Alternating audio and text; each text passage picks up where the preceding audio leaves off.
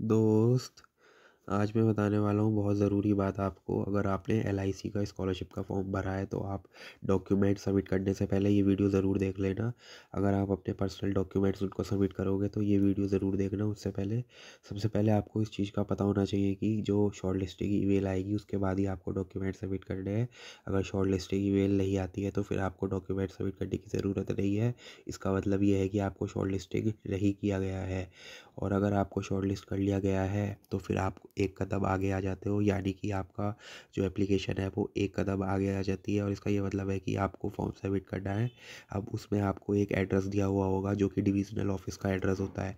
अब क्वेश्चन ये उठता है कि आपको स्पीड पोस्ट के वाया सबमिट करना है या ईमेल के वाया उसको सबमिट करना है। Mode of submission of documents आप इस वीडियो में जानेंगे कि एलआईसी स्कॉलरशिप के लिए क्या है। तो अगर आप एलआईसी स्कॉलरशिप में शॉर्ट लिस्ट हो गए हो तो अब आपके मन पे दो क्वेश्चन आ रहे होंगे। पहला क्वेश्चन तो ये आ रहा होगा कि क्या मुझे ये स्कॉलरशिप मिलेगी भी या नहीं मिलेगी।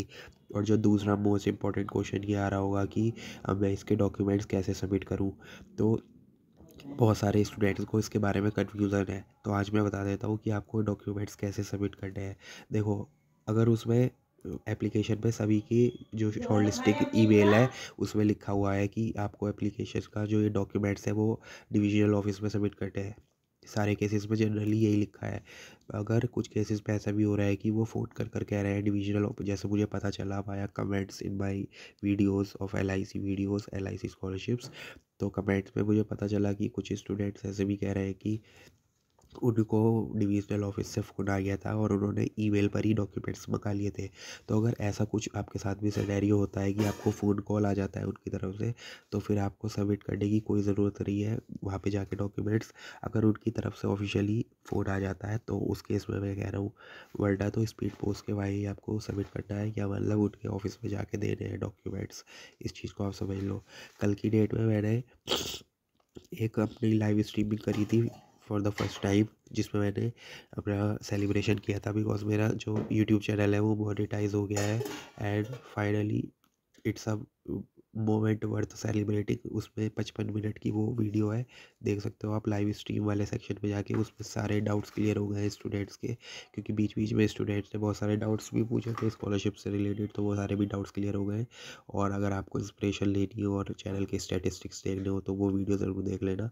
मैंने उस वीडियो में सब कुछ कवर किया है। कल रात ही बनाई थी 7 या 8 बजे के शाम के आसपास, क्योंकि फ्राइडे नाइट में पीक व्यूअर्स होते हैं मेरे चैनल पर। And that is why I thought of making that video. Okay guys, wish you success. कुछ भी डाउट हो मुझसे पूछ लेना। और एक चीज़ मैं और बता देता हूँ, एक अपडेट और दे देता हूँ आपको आईडीएफसी फर्स्ट बैंक स्कॉलरशिप से रिलेटेड। तो एक दो का कमेंट मेरे पास आया है कि जो आईडीएफसी फर्स्ट बैंक स्कॉलरशिप है ना, उसमें उनकी शॉर्ट लिस्टिंग हो चुकी है और फाइनली उनको होम विजिट भी उनकी वेरिफिकेशन हो चुकी है। मतलब घर पर आए उनके लोग, आईडीएफसी स्कॉलरशिप प्रोवाइडर्स घर घर पर आए और होम विजिट की।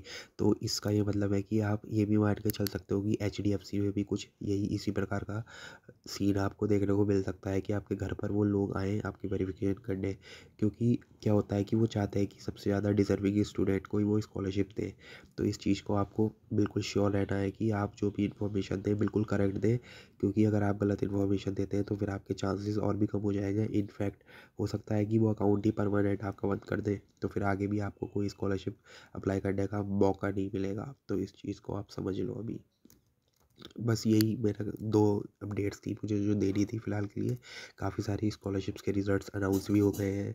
जो मैंने स्कूल स्टूडेंट्स के लिए एक स्कॉलरशिप बताई थी उसका रिज़ल्ट भी अनाउंस हो गया है। हमारे चैनल के 3 मेंबर को स्कॉलरशिप मिली है और टोटल मिला के वर्थ 30,000 की वो स्कॉलरशिप। टोटल का अगर कम्युलेटिव लें तो तीनों को मिला के 30,000 की मिली है। कल लाइव स्ट्रीम पर ही मेरी बात हो रही थी तो उन्होंने मुझे बताया था कि उनके फ्रेंड को भी उन्होंने रिकमेंड करी वो स्कॉलरशिप और उनको वो स्कॉलरशिप मिल गई। फ़िलहाल अभी के लिए तो उसकी डेडलाइन क्लोज़ हो चुकी है। अब नेक्स्ट ईयर आएगी तो इसलिए मैं उसका नाम भी नहीं ले रहा। स्कॉलरशिप का नाम जानना हो तो लाइव स्ट्रीम देख लेना, क्योंकि अब वो अगले साल आएगी। इस साल के लिए उसकी एप्लीकेशन क्लोज़ हो चुकी है पूरी तरह से। बस यही है मेरे चैनल पर। अब आप चैनल को सब्सक्राइब कर दो, शेयर करो वीडियोस को, और रोल्स रॉयल्स स्कॉलरशिप में भी अप्लाई कर दो। न्यू स्कॉलरशिप आई है। एचडीएफसी रिन्यूअल का अमाउंट क्रेडिट होने लग गया है, बहुत सारे का क्रेडिट हो गया है। उसके लिए भी मैंने वीडियो बनाई थी, देख लेना वो भी।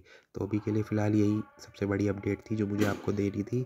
एंड आई होप कि आप सभी को भी स्कॉलरशिप मिले और आप अगर प्रेरित होते हैं मेरे चैनल पे तो इससे अच्छी बात नहीं है, आप मेरे चैनल की वीडियोस देखकर प्रेरित हो, इससे बढ़िया बात नहीं है मेरे लिए। Okay guys.